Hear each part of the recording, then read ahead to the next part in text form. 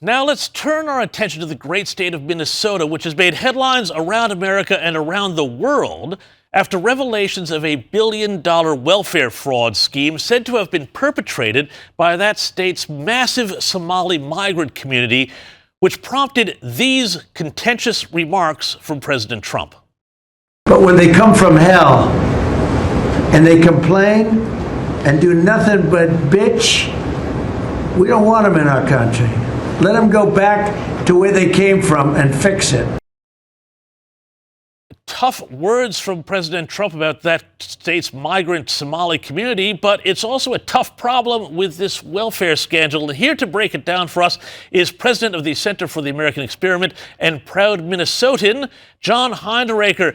John, thanks so much for coming on the program. I have been wanting to talk to you about this issue ever since the story started to break here. Explain for our viewers, John, just what is alleged to have happened here among the Somali refugee community and many members who are alleged to have been involved with a massive welfare scheme. Well, there's been a series of scandals involving frauds committed in connection with various Minnesota government programs. The most famous one is called Feeding Our Future. That was a program that supposedly was feeding poor children during the COVID epidemic. And it turns out that something like $500 million in fraud were committed, and overwhelmingly by Somalis. And they would purport to have fed thousands of children here in Minnesota. And they would use random name generators to come up with names of children. They would fake invoices for many thousands of dollars worth of food that they claimed to have bought. And they would send these invoices to Minnesota's Department of Education, and they would just pay them without ever checking to make sure that these many thousands of children were actually being fed. And so this story broke almost 4 years ago. My organization, American Experiment, has been writing about it, following it closely since January of 2022. So this is old news here in Minnesota. The U.S. Attorney's Office is the one, the federal government has prosecuted these cases, not the state government. And they have indicted, I think, 78 people so far. There have been 2 extensive criminal trials. More than 50 defendants have pled guilty. And so this is all kind of old news here in Minnesota. That's Feeding Our Future. So in addition to that, there are 4 or 5 other scandals where money is being stolen from government programs in our state. And the assistant U.S. attorney who's been prosecuting all of these cases estimates that billions of dollars have been stolen from the taxpayers. That's just unbelievable. And of course, this has now also created a big fight between your Congresswoman Ilhan Omar and Donald Trump. And Ilhan Omar is now trying to essentially make excuses for some of the fraud that's occurred. Have a listen to what she had to say to Jake Tapper on CNN. Can you shed any light on why the fraud got so out of control in Minnesota? I think what happened is that, when you have these kind of new programs that are designed to help people, you're oftentimes relying on third parties to be able to facilitate. And I just think that a lot of the COVID programs that were set up, they were set up so quickly that a lot of the guardrails did not get created.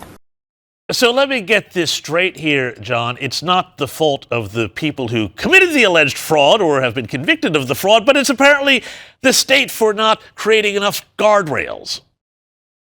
Well, that explanation doesn't work, James. There were child care frauds, for example, years before the COVID epidemic, which again were centered in the Somali community. People would set up child care centers and then bill the state for caring for non-existent children. A number of Somalis went to prison 10 years ago for doing that. And other frauds are post-COVID. For example, there's a Medicaid program that for some reason, Medicaid is supposed to be healthcare, but for some reason, this program consisted of giving people advice on how they could find housing. And the program spent about $100 million. And it turns out that not a single dollar was legitimate. Every single dollar in that program was a fraud, and that was all post-COVID. So Ilhan Omar's attempt to explain the problem away really doesn't work. Well, and also, I'm always fascinated by how the broader media covers these stories. And, of course, we, make clear that it's not every Somali who's involved in this, but there is a big contingent of people in this community who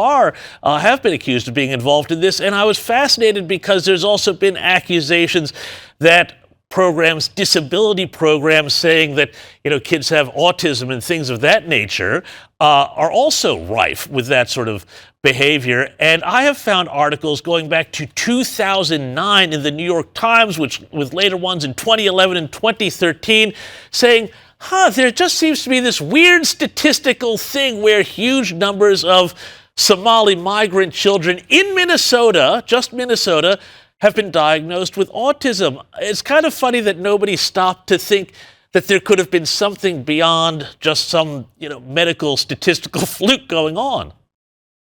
Well, James, you're absolutely right. One of the 5 or 6 scandals that we've seen, again, centered in the Somali community, has to do with autism centers. That one emerged just recently, but these autism centers apparently were purporting to be caring for large numbers of kids who didn't exist or were not, in fact, autistic. And the thing you have to keep in mind, James, is that the numbers of children in the United States being diagnosed with autism have exploded in recent years. Why is that? Well, there may be that there are more kids who are autistic, but what we know for sure is that there are more kids being diagnosed as autistic. And part of what is going on there is that money follows the diagnosis. If you can get a diagnosis that you're autistic, or you're at least on the spectrum of being autistic, money will flow. And so I think that is part of the story here. And we have seen frauds associated specifically with these autism centers in the Somali community. Yeah, well, and look, that's a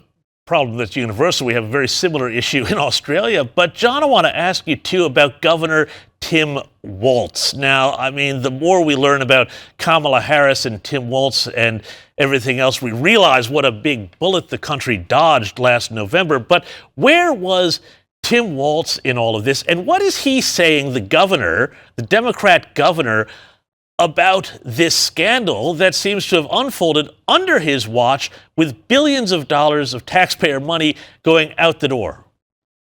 Well, Tim Walz was nowhere.